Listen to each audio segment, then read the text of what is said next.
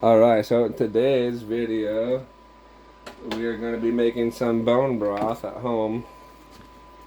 So I got some broth bones. These ones are not dog recommended. I myself dumped the whole container in. And then I also have knuckle bones. These ones are meant for dogs, but I take both packages of the regular bones and then the knuckle bones. I throw it all in the crock pot. This way here, it's just a whole bunch of just good quality meat nutrients. And then we just kind of level out the pot. Level as we could get it. And then we just stand back and fill it full of water.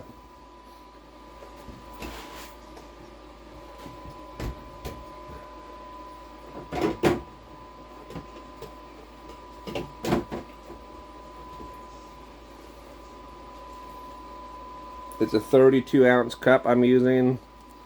I'll just fill it full of water.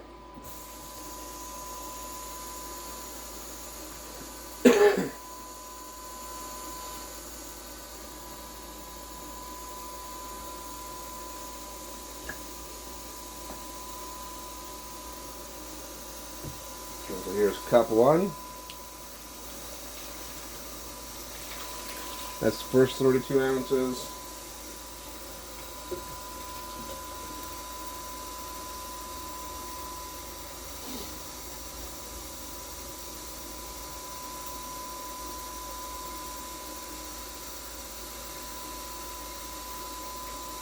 Here's cup two, which is the second 32 ounces. So we should be at 64 ounces of water.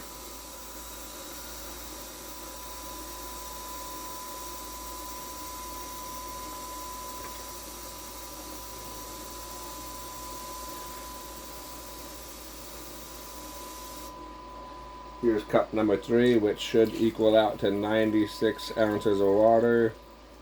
And doing it right just barely covers the bone. If you could tell, the bones are just barely covered.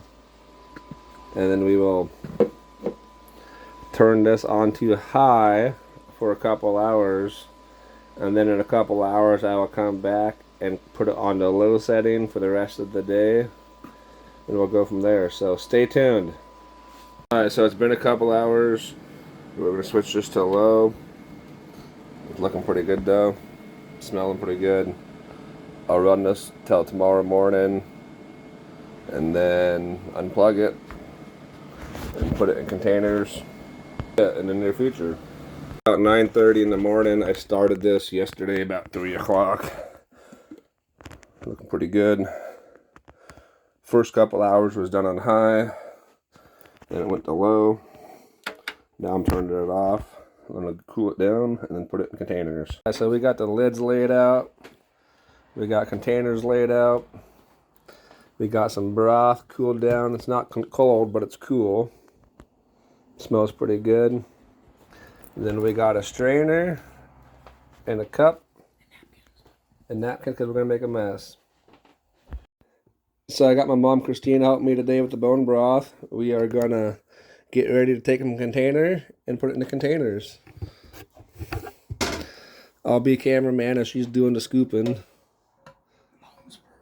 Well, go ahead and talk about what you do because you're the one who does this for me. Yeah, take the bones out first. And as she does that, we put it on a tray.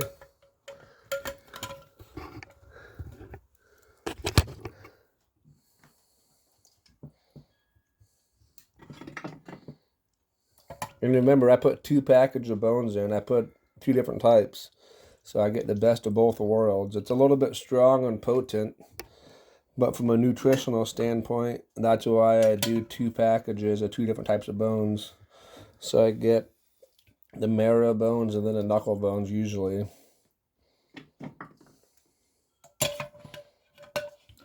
Makes it a little bit more expensive as far as the broth goes, but to me, what's more important? Spending a couple of extra dollars on a nice nutritious meal that's going to benefit your health, or be cheap on your meals and wind up with cancer like I did, and then have your insurance company spend a couple $1 million on you and almost kill you through the process. I'd rather do it this route and spend a couple extra bucks on healthy food and make it myself now.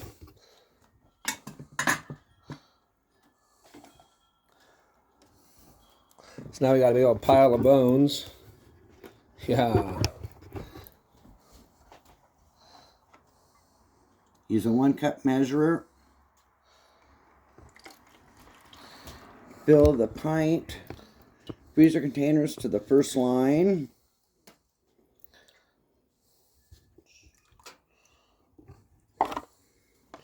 Move it over there.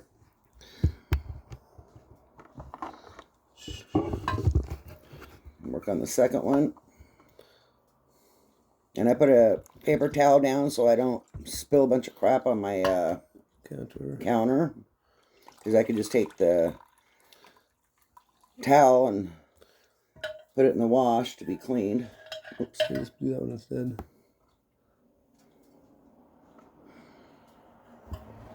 And we usually get 5 to 6, depending on how many bones Anthony does. This package of bones was a little bit bigger than the last package, so we might get a little bit less broth out of it. But like I said, it'll be more flavorful and a lot more nutritional.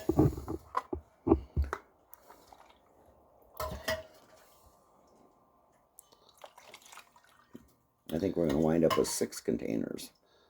We're going to find out. I'm excited. I typically eat a container of broth every 2 or 3 days. Usually, at least twice a week, I have broth. And then when I do my fast, sometimes I do just a broth fast, which is broth only. There's times I just do salt and water only. And then there's times I just do pure fat only for the fast. And so it just really depends on what my goal is for that month. Yeah, we got 5 full containers. We might need a 6th. It looks I need like. to go. I'm going to go grab a 6th one. I'll let you. Yeah. Almost done.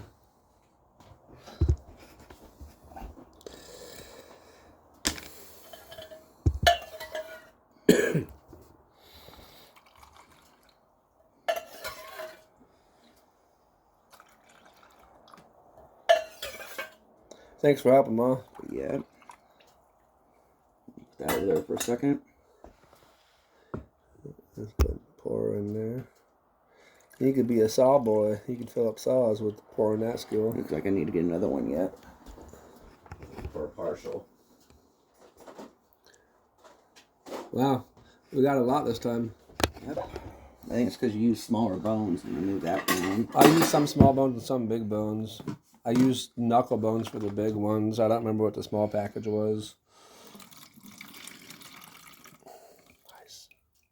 Nice. There. So we got 6.5 containers of broth. Here, let me get this out of the holder. What it looks like on the counter. Yeah, isn't that delicious looking? We'll let it sit on the counter for a little bit. So now we got the broth out of the way. It's going to cool down. Now we're picking through the bones. For any meat. All the empty bones go on the tray, and any bones that have meat, we will suck some of the meat off and put it in a container, and I will snack on that off and on.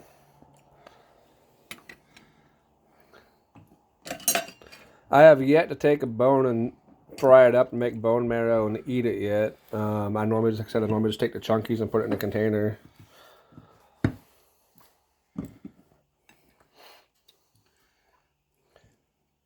Not seeing any meat. There's a little bit, not much. Enough for a few bites. What's all that scrap right in the corner right there? That looks like meat. I'd eat it. Oh, that shit has bears there. Got a few scraps.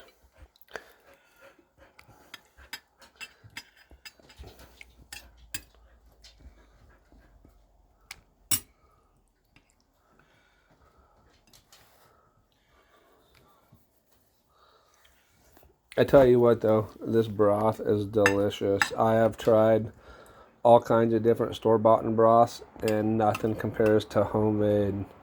And of course, depending how much water you use, which I believe I said I used 96 ounces, if my memory serves me correct. Depending how much water you use depends on the strength level of the flavor of the broth. And also the strength level depends on what type of bones you use and how many bones. But again, that is why I use 2 different types of bones to get better nutritional value and makes it taste a little bit better. Yep. All right. Final part before I put it in the freezer. Take our wet napkins and you clean the edges of all the containers. That way there, when you put the lids on, it seals without food residue or broth residue on the edges. Just like you would do if you're doing applesauce or peaches or pears or whatever you're canning or freezing. You always want a good seal. Try to wipe the tip. And then you can just pop lids on and hold the center and do your corners. That way, ignore the label. Some say broth, some say applesauce, but it's all broth now. I don't do applesauce no more. But you always want to press the center down. In other words, what's going to happen, you get air bubble in there, and it'll pop it up, and it won't stack nice. My ma knows all the tricks to the trades. She's been doing this a while. I appreciate your help again, Ma, on this. Yep. I did all the baking, and you did all the serving. There you go. Got that last quarter. Here we go. Yeah. Now to the freezer. So final step before it goes in the freezer is we take all the stuff, put it in a cake pan. Dun dun dun. This way here, I only have to make 1 trip versus 2 or 3. And then we got our tray full. And away we go. Away we go. Oh yeah, dude, appreciate that, man. Yeah. Appreciate that, man, too. Thank you. Put it on my rent. Put it on my tab. Pardon the cough, ladies and gentlemen.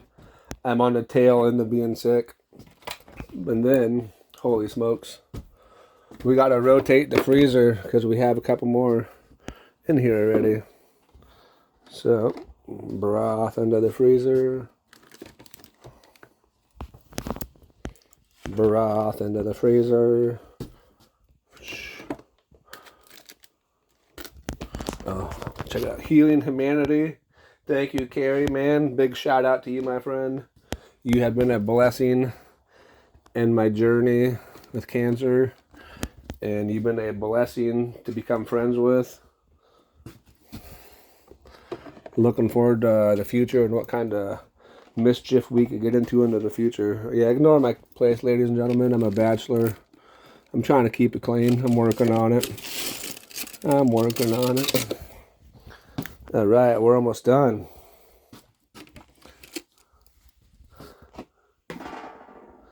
We'll put this one on her. Last one. So now we got some broth. These are egg bites, by the way. My mom and I make these together. They're pretty delicious. Takes 27 eggs to make 3 dozen batches. Yeah.